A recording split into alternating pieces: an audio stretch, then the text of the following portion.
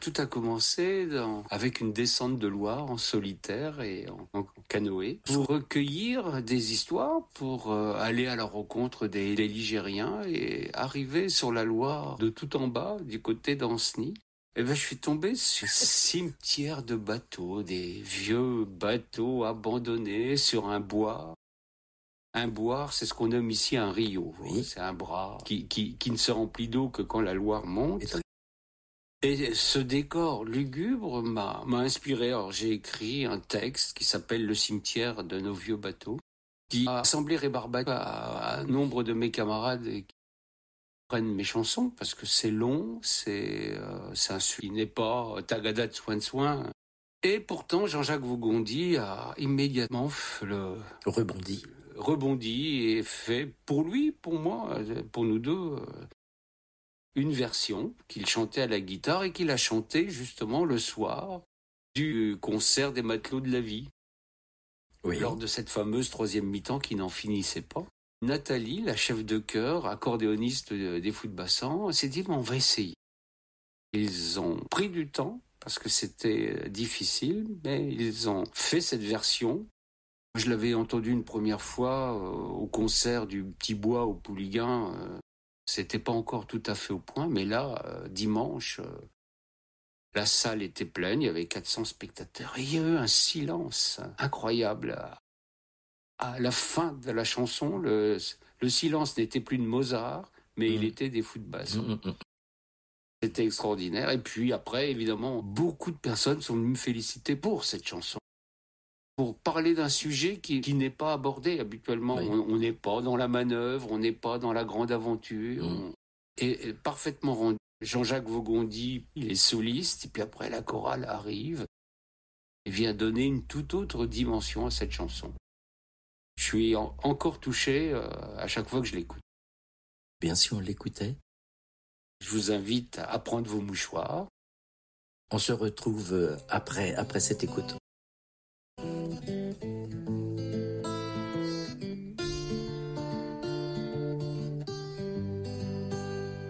Tous couchés sur le flanc, beaucoup de vagues à l'âme. Adieu à l'océan des regrets et des larmes.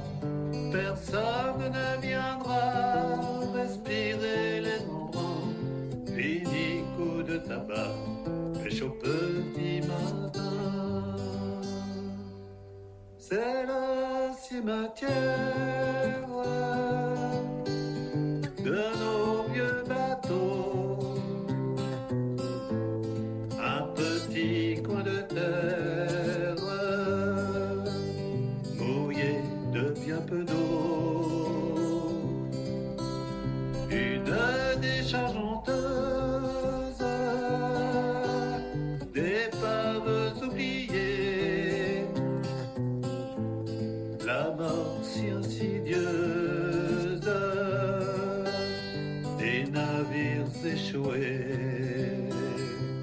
Couchés sur le flanc, beaucoup de vagues à l'âme. Adieu à l'océan, les regrets et les larmes. Personne ne viendra respirer les embruns. Fini coup de tabac, pêche au petit matin. C'est le cimetière de nos vieux bateaux. Un petit coin de terre mouillé de bien peu d'eau. Une décharge honteuse d'épaves oubliées. La mort si insidieuse des navires échoués. La rouille pour maîtresse des hommes englués. L'effrayante détresse, aventure achevée. Nul marin sur le pont, ni vague sur la côte, qui touchant le fond du capitaine Adam.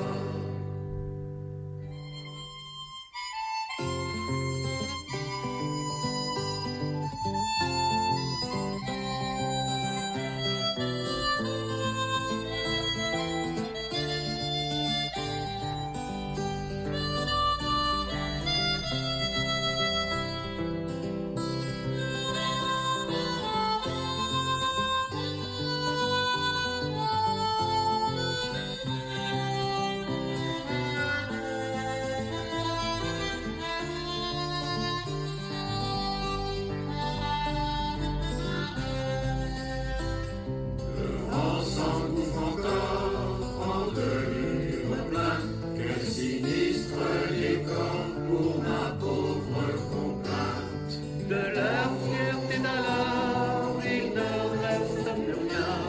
Perdu loin de leur port, un ultime chagrin. C'est le cimetière de nos vieux bateaux. Un petit coin de terre mouillé de bien peu d'eau. Une décharge honteuse, épaves oubliées, la mort si insidieuse,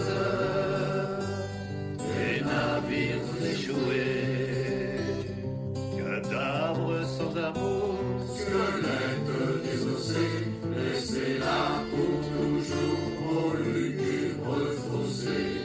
Eux qui étaient jadis magnifiques coursiers, ils faisaient le délice des mousses jusqu'au gagné.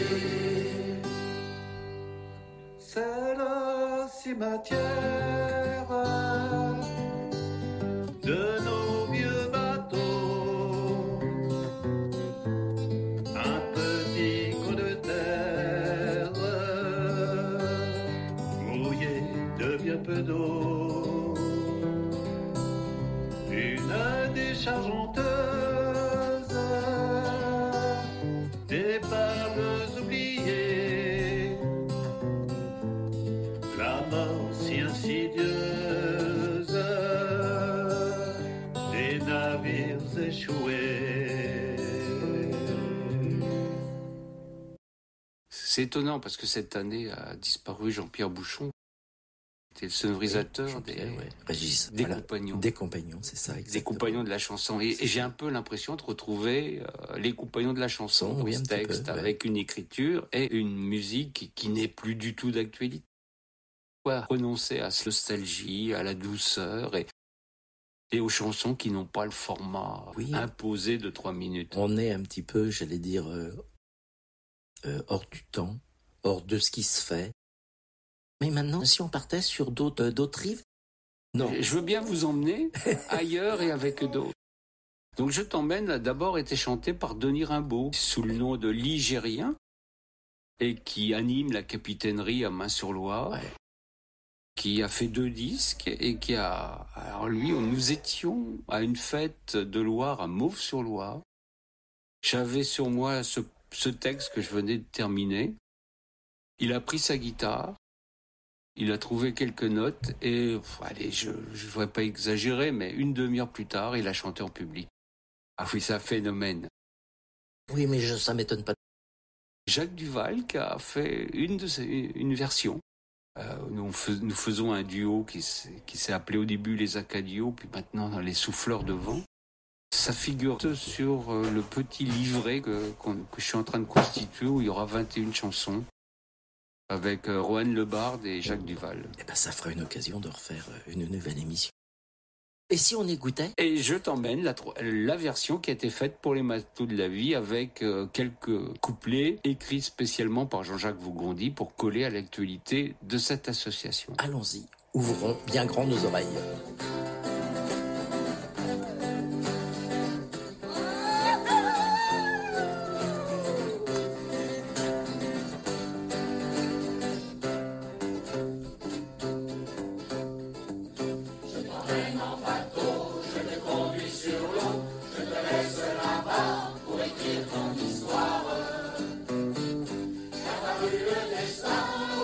Nos copains, de revoir l'émouvant qu'on portera le vent.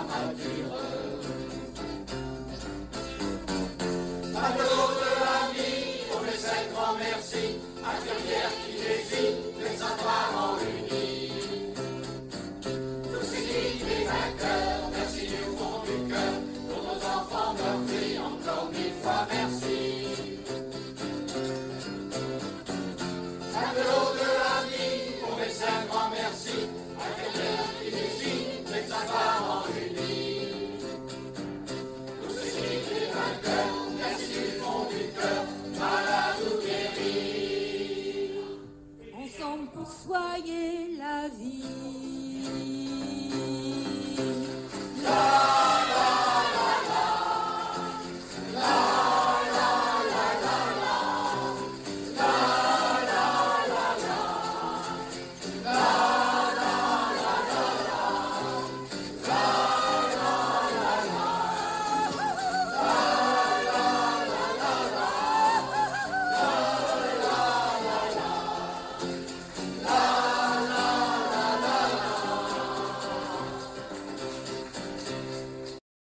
Venons donc d'écouter cette superbe chanson. Oh, elle est de facture plus classique. Voilà, il y a un emprunt que n'a pas l'autre. Ça, Exactement. c'est évident. Exact. D'autres choses qui sont en train de mûrir? D'autres compositions qui sont à la réflexion? Un travail sur ce que j'appelle des fariboles, parce que je veux pas dire fable. Ça appartient à un monsieur qui s'occupait d'une fontaine et moi je m'occupe d'une rivière. Alors j'ai toute une série. J'avais fait un bestiaire orléanais. Ah oui, ça je me souviens, oui. Donc j'ai une circonférence, parce que moi je fais le tour de la question, donc je me contente pas de faire des conférences, Tour qui reprend les 21 animaux qui ont fait l'histoire d'Orléans, qui ont participé, du pigargue, qui est le premier qu'on trouve sur les pièces celtes et exhumées du côté du cheval rouge, jusqu'au héron, au castor, qui participe grandement et à plusieurs reprises à l'histoire de la Loire, à la pucelle, qui est un poisson, Oui. qui est offert à Jeanne d'Arc en 1429 et qui est un poisson migrateur, qui est arrivé en masse en même temps que Jeanne d'Arc apportait le ravitaillement.